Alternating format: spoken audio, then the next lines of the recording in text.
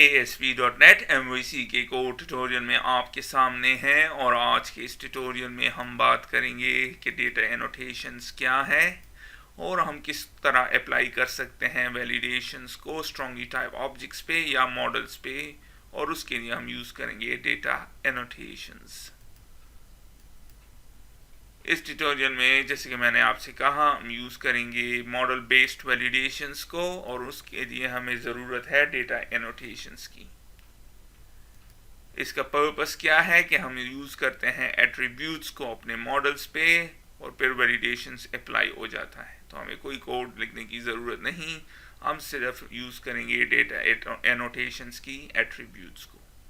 Attributes इनकी क्या है, इसकी लिस्ट आपके सामने है।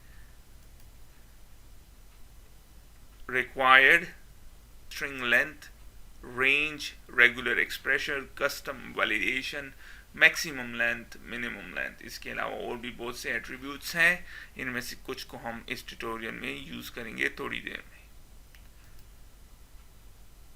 इसकी एग्जांपल आपके सामने है। मैंने एक मॉडल क्लास को डिफाइन किया और उसे नाम दिया एम्प्लॉई और उसमें 5 प्रॉपर्टीज़ को ऐड किया, employee ID, name, email, age और डेट ऑफ बर्थ।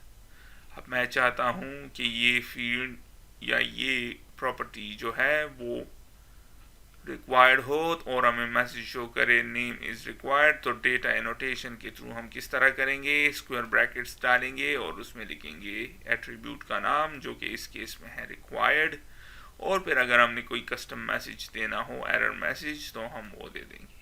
इसी तरह मैंने स्ट्रिंग लेंथ को भी यूज़ किया है। मैं चाहता हूँ मैक्सिमम 25 हो और फिर मैंने एरर मैसेज को भी डिफाइन कर दिया है।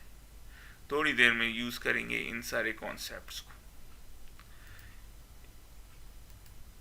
इस ट्यूटोरियल में हम जो हेल्पर्स यूज़ करेंगे वो है html.validationMessage4।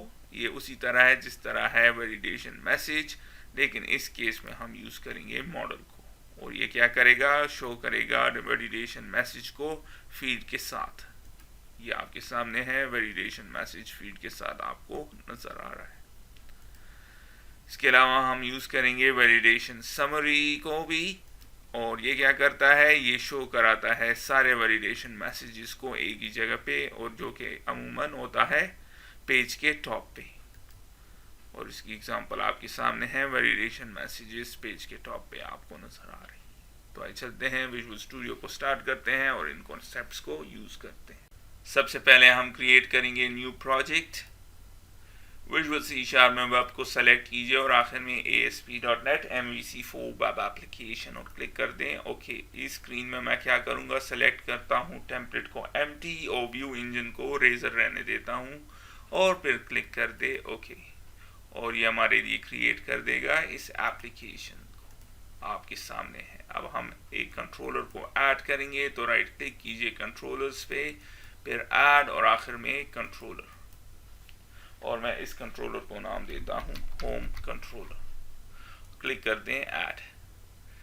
अब आप देख रहे हैं कंट्रोलर क्रिएट हो गया और उसमें एक डिफ़ॉल्ट एक्शन रिजल्ट मेथड भी। अब हम क्या करेंगे, इस मेथड के लिए व्यू को क्रिएट करते हैं, तो राइट क्लिक कर दें इंडेक्स ऐड व्यू, और फिर आपको ये स्क्रीन नज़र आएगा। इस स्क्रीन में मैं कुछ भी चेंज नहीं करता और क्लिक कर देता हूँ ऐड। ये हमारा व्यू है। अब मैं इस H2 टैग को चेंज कर देता हूँ और मैं यहाँ पे लिख देता हूँ ASP.NET MVC Validations। हो गया। अब हम क्या करेंगे, रन कर देते हैं इसको इस स्टेज पे। तो आप देख रहे हैं ये काम कर रहा है। अब हमने क्या करना है, चूंकि हमने मॉडल बेस्ड वैलिडेशंस को यूज़ करना है, तो हम सबसे पहले क्रिएट करेंगे मॉडल को। तो मॉडल्स पे राइट क्लिक कीजिए, ऐड और फिर क्लास, और मैं इस क्लास को नाम देता हूँ employee.cs और फिर क्लिक कर दें ऐड। हो गया। अब हमारा ये क्लास या मॉडल रेडी है। प्रॉपर्टीज़ को लिखने से पहले मैं आपको एक चीज़ बताता चलूँ। आपको याद हो हम काफ़ी सारे ट्यूटोरियल्स में इसको डिस्कस कर चुके हैं कि MVC क्या है, और हमने कहा था कि ये स्टैंड करता है मॉडल व्यू कंट्रोलर को। और इसके अलावा हमने बात की थी कि कंट्रोलर की रिस्पॉन्सिबिलिटीज़ क्या है, मॉडल की रिस्पॉन्सिबिलिटीज़ क्या है, और व्यू का काम क्या है। अगर आपको याद हो मॉडल के बारे में हमने कहा था कि रिप्रेजेंट करता है हमारी एप्लीकेशन के डेटा को, और इसके अलावा ये अप्लाई करता है वैलिडेशन लॉजिक को हमारे इस डेटा में। तो इस ट्यूटोरियल में हम बात करेंगे कि हम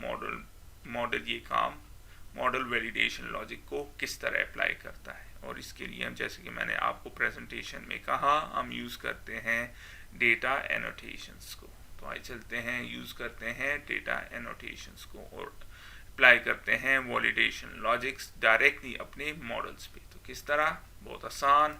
सबसे पहले हम कुछ प्रॉपर्टीज़ को डिफाइन करते हैं इस मॉडल के लिए, और पहली है एम्प्लॉई आईडी, और इसके बाद एक स्ट्रिंग प्रॉपर्टी है जो कि है नेम। इसके बाद ईमेल, वो भी है स्ट्रिंग, तो स्ट्रिंग कर देते हैं और ईमेल। इसके बाद एज है और वो होगा इंटीजर, और आखिर में डेट ऑफ बर्थ, और ये है डेट और टाइम, और प्रॉपर्टी का नाम है डेट ऑफ बर्थ। आपके सामने है। अब हम किस तरह इस पे वैलिडेशन लॉजिक्स अप्लाई करेंगे थोड़ी देर में देखते हैं, लेकिन उससे पहले मैं इस मॉडल के लिए एक फॉर्म को क्रिएट करता हूं अपने व्यू में। तो एम्प्लॉई index.ch HTML में चलते हैं, यहाँ पे है, और मैं एक फॉर्म को क्रिएट करता हूँ। बहुत आसान। हम लिखेंगे @using और html.begin form। इसके बगैर आप फॉर्म को ऐड नहीं कर सकते। तो आपने सबसे पहले जो चीज़ ऐड करनी है वो है html.begin form। अब हम एक p टैग को डिफाइन करते हैं, और फिर मैं उसमें लिख देता हूँ नेम, और फिर एक टेक्स्ट बॉक्स का हेल्पर यूज करते हैं html.textbox for, क्योंकि हमने मॉडल को यूज करना है। और मॉडल कौन सा है? एम्प्लॉई। तो जब हम मॉडल यूज करते हैं, इस पे बात कर चुके हैं, तो हम क्या करेंगे, लिखेंगे @model, स्पेलिंग को याद रखे, MODEL मॉडल, और फिर इस मॉडल का नाम जो कि है एम्प्लॉई। और इसके लिए हमें इसको फुली क्वालिफाई करना होगा, वरना काम नहीं करेगा। और तो फुली क्वालिफाई हो गया। अब हम इसको दोबारा लिखते हैं .textbox for,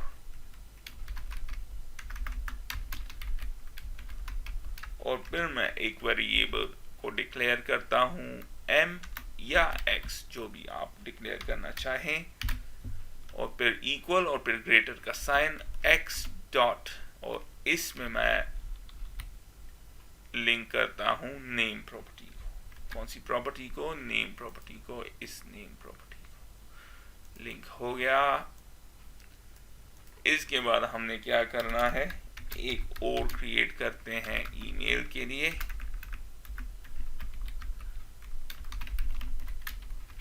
@html.textbox4,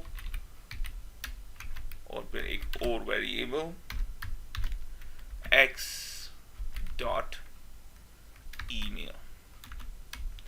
इस एक्सप्रेशन को कहते हैं लैम्डा एक्सप्रेशन। ये कुछ भी नहीं है, हमने वेरिएबल को क्रिएट किया, फिर लिखा इक्वल और ग्रेटर, जैसे कि आप यहाँ पे देख रहे हैं, और फिर उस वेरिएबल को मैंने यूज किया, और फिर डॉट लगाया, फिर प्रॉपर्टी का नाम। Simple as that. कुछ भी नहीं है, वेरिएबल आपने डिक्लेयर किया और फिर उसको यहाँ पे यूज किया, और उसके थ्रू आपने इस मॉडल के ऑब्जेक्ट की प्रॉपर्टी को एक्सेस करेंगे। Simple as that, nothing else. अब हम क्या करेंगे, ऐड करेंगे एक p टैग एज के लिए भी, @html.age टेक्स्ट बॉक्स 4 x और फिर x को यूज करते हैं डॉट एज और फाइनली हम क्या करेंगे, फाइनल प्रॉपर्टी क्या थी, date of birth.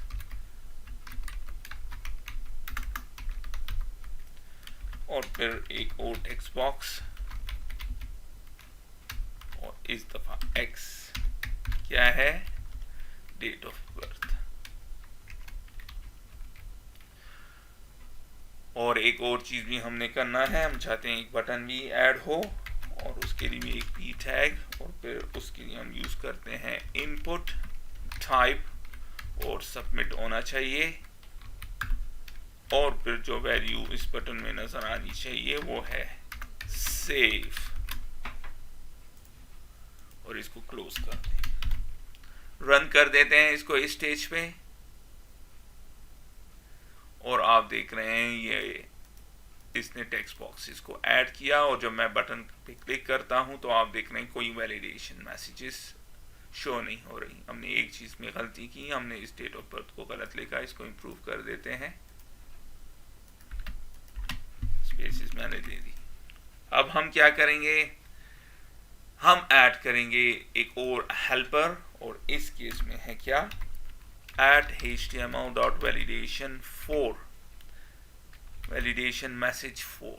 Last tutorial में हमने वैलिडेशन मैसेज को यूज किया था, चूंकि मॉडल को यूज कर रहे हैं तो वैलिडेशन मैसेज 4 और इसमें क्या लिखेंगे, एग्जैक्टली वही जो कि हमने यहाँ पे लिखा है।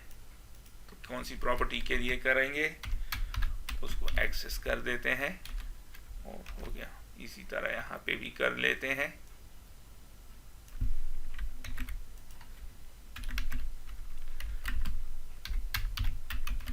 और ईमेल, फिर यहाँ पे भी कर लेते हैं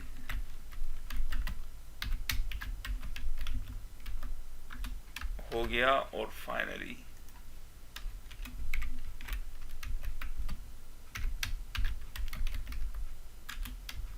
तो आपने देखा कि हम इस हेल्पर को कितनी आसानी के साथ यूज कर सकते हैं। जो हमने यहाँ पे दिया होगा उसी को यहाँ पे दे देते हैं, रन कर देते हैं इसको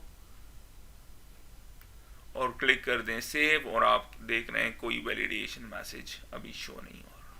क्यों, क्योंकि अभी हमने वैलिडेशंस को अप्लाई ही नहीं किया। तो किस तरह अप्लाई करेंगे और डेटा एनोटेशंस को यूज करेंगे, बहुत आसान।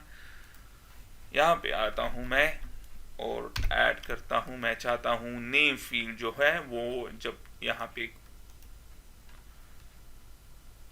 कुछ एंटर ना हो तो ये हमें मैसेज शो करे कि नेम फील्ड इज रिक्वायर्ड। तो किस तरह, सिर्फ हमने लिखना है एक एट्रीब्यूट और वो है रिक्वायर्ड। आप देख रहे हैं इंटेलिसेंस हमें नहीं शो कर रहा, क्यों, हमें इंपोर्ट करना पड़ेगा name space system dot component model dot data annotations. हो गया। तो अब आप देख रहे हैं ये ग्रीन हो गया, अब हमें शो कर रहा है। रन कर देते हैं और देखते हैं कि काम करता है या नहीं। क्लिक कर दे सेव और आप देख रहे हैं कोई काम नहीं। तो इसकी वजह है जब हम क्लिक करते हैं इस बटन पे तो क्या होता है, HTTP गेट का रिक्वेस्ट और पेज दोबारा लोड हो जाता है। इसकी वजह क्या है, और आसान, होम कंट्रोलर में चले तो आप देखेंगे यहाँ पे सिर्फ एक ही रिक्वेस्ट है जो है HTTP गेट। अगर यहाँ पे ना लिखा हो तो इसका मतलब यही है कि ये गेट रिक्वेस्ट है और ये क्या कर रहा है, रिटर्न करता है व्यू और जो कि क्या करता है इस केस में इस व्यू को लोड कर देता है। तो अब हम क्या करेंगे, जब हम इस बटन पे क्लिक करेंगे तो होना चाहिए HTTP पोस्ट का रिक्वेस्ट और जब पोस्ट का रिक्वेस्ट होगा तो ये सप्लाई कर देगा इस मॉडल को एम्प्लॉई मॉडल को हमारे इस पोस्ट रिक्वेस्ट को, तो तब फिर वैलिडेशन काम करेंगे। तो किस तरह, बहुत आसान, ऐड करते हैं अपने कंट्रोलर में HTTP पोस्ट का रिक्वेस्ट। किस तरह, HTTP पोस्ट लिख देते हैं और फिर पब्लिक एक्शन रिजल्ट और मेथड का नाम एग्जैक्टली इंडेक्स, सही। और क्या होगा, जब बटन क्लिक होगा तो ये क्या रिटर्न करेगा, इस एम्प्लॉई मॉडल को। तो यहाँ पे इसको हमने देना है और उसका एक ऑब्जेक्ट बना देते हैं और फिर मैं रिटर्न करता हूँ व्यू को। तो अब वैलिडेशन मैसेज शो होगा। रन करते हैं, क्लिक कर दें सेव पे और आप देख रहे हैं नेम फील्ड रिक्वायर्ड आपके सामने है। लेकिन आप देख रहे हैं अगरचे हमने अपनी एम्प्लॉई मॉडल में सिर्फ रिक्वायर्ड लिखा था नेम के लिए, ये एज के लिए भी शो करता है और डेट टाइम के लिए भी। क्यों? ये MVC का डिफ़ॉल्ट ऑप्शन है, ऑटोमेटिकली करता है। अगर फील्ड इंटीजर हो, डेट टाइम हो तो ऑटोमेटिकली शो करेगा, अगरचे हमने रिक्वायर्ड नहीं लिखा। अब अगर आप नहीं चाहते कि एज और डेट ऑफ बर्थ के साथ शो हो तो आपने क्या करना है, इन दो फील्ड्स को नलेबल कर देते हैं। तो नलेबल किस तरह करते हैं, सिर्फ इसके सामने क्वेश्चन मार्क डाल देते हैं फॉर द टाइम बीइंग। तो फिर रन कर दें, क्लिक कर दें और आप देख रहे हैं नेम फील्ड इज रिक्वायर्ड और जिसको हमने रिक्वायर्ड दिया था। और आप देख रहे हैं बाय डिफ़ॉल्ट यहाँ पे हमने कोई मैसेज नहीं दिया, ऑटोमेटिकली शो कर रहा है कि नेम फील्ड इज रिक्वायर्ड। अगर आप इसके बजाय कोई और मैसेज शो कराना चाहते हैं तो बहुत आसान, हमने क्या करना है, रिक्वायर्ड के अंदर एक ब्रैकेट और फिर मैं लिख देता हूँ एरर मैसेज और वो क्या होना चाहिए, name is required. Simple as that. Run कर दें, अब क्लिक करें सेव पे तो आप देख रहे हैं मैसेज चेंज हो गया, नेम इज रिक्वायर्ड। इसी तरह अगर हमने अब यहाँ पे चेक करना हो कि जो नेम हम यहाँ पे दें उसकी लेंथ हो 25, ज़्यादा से ज़्यादा मैक्सिमम, तो किस तरह देंगे, बहुत आसान, एक और एट्रीब्यूट को यूज़ करेंगे और वो है स्ट्रिंग लेंथ। और ये क्या मांग रहा है, मैक्सिमम लेंथ, तो 25। इस स्टेज पे इसको यहाँ पे छोड़ देते हैं, रन करते हैं, क्लिक कर दे सेव पे तो आप देख रहे हैं नेम इज रिक्वायर्ड और मैं यहाँ पे एक लंबा चौड़ा नाम दे देता हूँ जो कि 25 अल्फाबेट से ज़्यादा हो। और आप देख रहे हैं क्या कह रहा है, the field name must be string with maximum length 25। अब अगर आपने इस मैसेज को चेंज करना हो, बहुत आसान, उसी तरह comma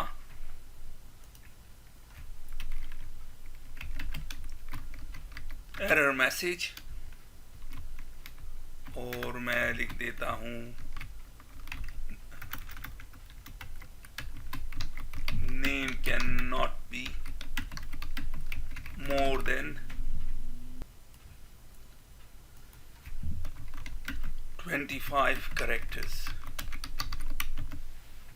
So name cannot be more than 25 characters. So run कर दें, मैं यहाँ पे एंटर करता हूँ और आप देख रहे हैं name can not be more than 25 characters. इसी तरह अब हम ईमेल के लिए भी कर देते हैं।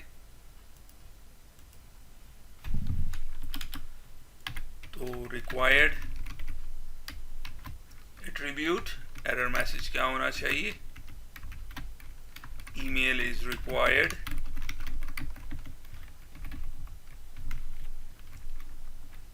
रन कर दें,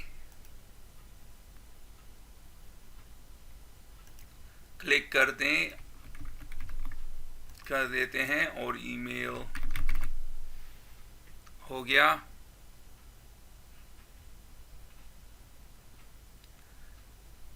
सेव पे क्लिक कर दें और चला गया। अब आप देख रहे हैं ये ईमेल जो है करेक्ट फॉर्मेट नहीं है, तो इसके लिए भी कर लेते हैं और उसके लिए हम यूज़ करेंगे जो एट्रीब्यूट, वो है रेगुलर एक्सप्रेशन, और फिर इसको रेगुलर एक्सप्रेशन दे देते हैं और आप सर्च कर सकते हैं इस रेगुलर एक्सप्रेशन को ऑनलाइन और मिल जाएगा आपको। मैं यहाँ पे पेस्ट कर देता हूँ। जब भी हम जो भी स्ट्रिंग देते हैं अपने C# में, अगर उसमें स्लैश होगा तो ये फिर आपको एरर देगा, तो इसको रिमूव करने के लिए आपने यहाँ पे ऐट लगाना है और जब आप रेगुलर एक्सप्रेशन देंगे तो फिर मैसेज भी मैं दे देता हूं।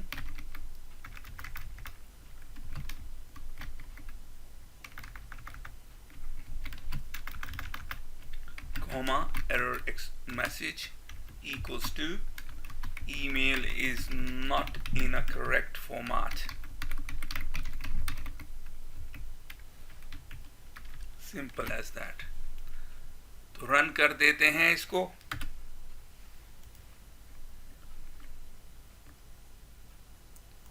क्लिक कर दें, नेम हो गया, ईमेल भी हो गया। अब आप देख रहे हैं email is not in a correct format. लो, जब हम करेक्ट फॉर्मेट में देंगे तो अब ये काम करेगा, जैसे कि आप देख रहे हैं। अब हम क्या करेंगे, एज देंगे, बहुत आसान। रिमूव कर दें इसको यहां से, और अब ये रिक्वायर्ड फील्ड है, और error message age is required हो गया। रन कर दें, सेव पे क्लिक कर दें, और आप देख रहे हैं एज इज रिक्वायर्ड।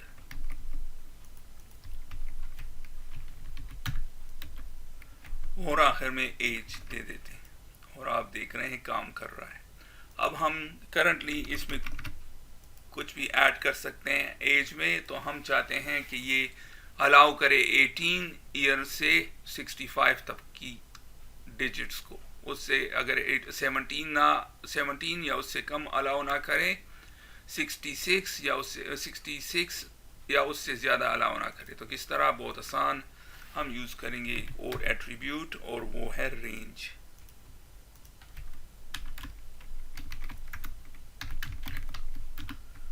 और क्या मांग रहा है, मिनिमम 18, कम से कम 18 होना चाहिए, और ज़्यादा से ज़्यादा 65। और फिर हम चाहते हैं एरर मैसेज क्या होना चाहिए, age should be between 18 and 65। Run कर दें, और आप देख रहे हैं शो हो रहा है। और अब अगर मैं एज एंटर करता हूं 13, तो आप देख रहे हैं क्या कह रहा है, age should be 18 between 18 and 65। और जब हम 18 कर देंगे तो काम कर रहा है, 65 करेंगे तो काम कर रहा है। लेकिन जैसे ही मैं इसको 66 कर देता हूं तो फिर ये मैसेज शो करेगा। अब हम क्या करेंगे, हम चाहते हैं कि वैलिडेशन समरी भी हो, तो यहाँ पे वैलिडेशन समरी को ऐड करते हैं, और चलते हैं अपने व्यू में, और फॉर्म से बाहर मैं ऐड करता हूँ एक p टैग, और उसमें मैं दे देता हूँ एक हेल्पर html.validation summary। आपके सामने है, रन कर देते हैं, क्लिक कर दें सेव, और आप देख रहे हैं अब वैलिडेशन समरी आपके सामने। एंटर करते हैं डिटेल्स,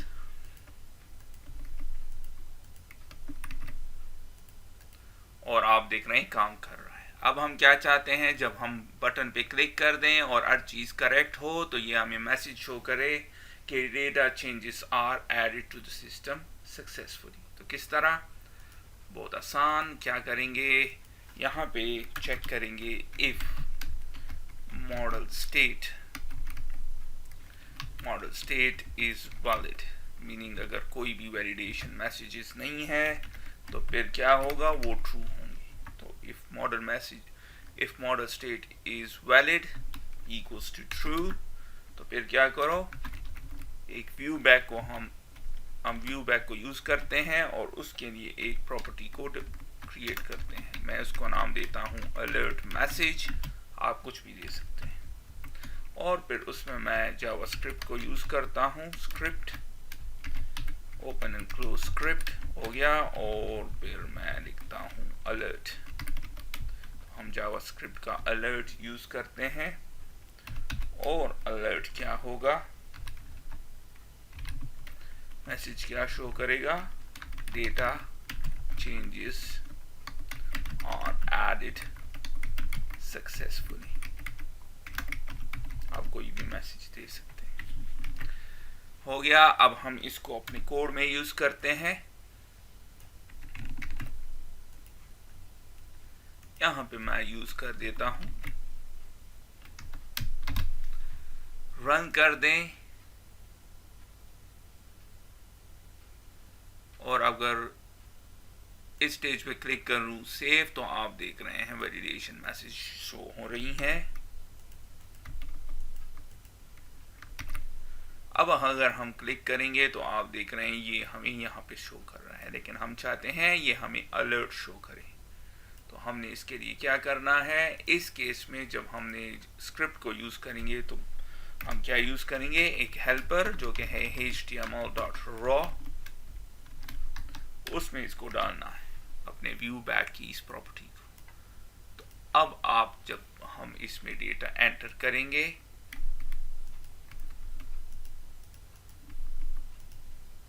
और एज देते हैं 34, क्लिक कर दें सेव, और आपके सामने है message, data changes are added successfully. तो इस ट्यूटोरियल में हमने बात की कि हम किस तरह यूज कर सकते हैं स्ट्रांगली टाइप ऑब्जेक्ट्स को और उन पे वैलिडेशंस को अप्लाई कर सकते हैं। तो इसके साथ ही मैं इस ट्यूटोरियल को ख़त्म करता हूँ। फिर मिलते हैं किसी और ट्यूटोरियल में, तब तक के लिए खुदा।